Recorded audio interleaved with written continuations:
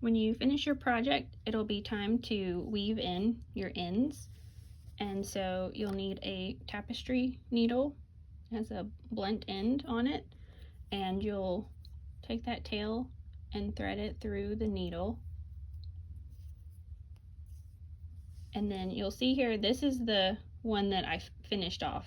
This isn't where the slip knot is. This is the last stitch that I did. And so what I like to do here is, you'll see you have a loop, your top loop right here. So I like to go underneath, go over that top loop, and then go underneath of the next loop to help secure that at the top. And then you can come in the side over here and just work your needle through some of your stitches.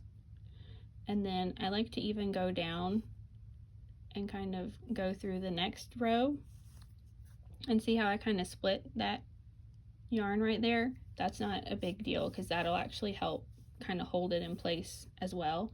And when you're pulling it through around to this corner, I like to kind of get it a little bit tight and then kind of hold it here with my finger so that I'm not distorting it and making it too tight and pulling that side in until I get the yarn through there.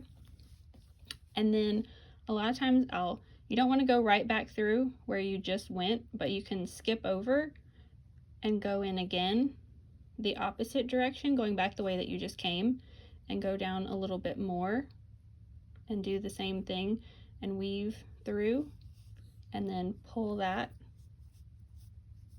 through.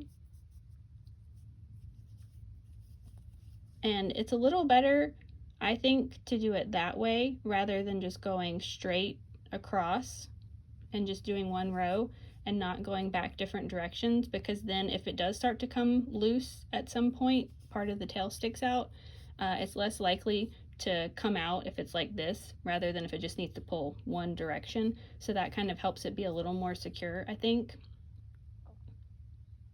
And so you just kind of weave through. I would avoid, you know, coming through, say, here and then going like all the way over here, because then you're going to have a big piece of yarn that could catch on something, a big loop.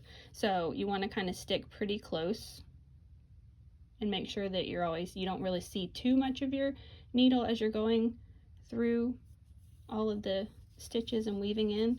And then when you get to the end, I like to pull it a little bit tighter. See how it kind of pulls on that?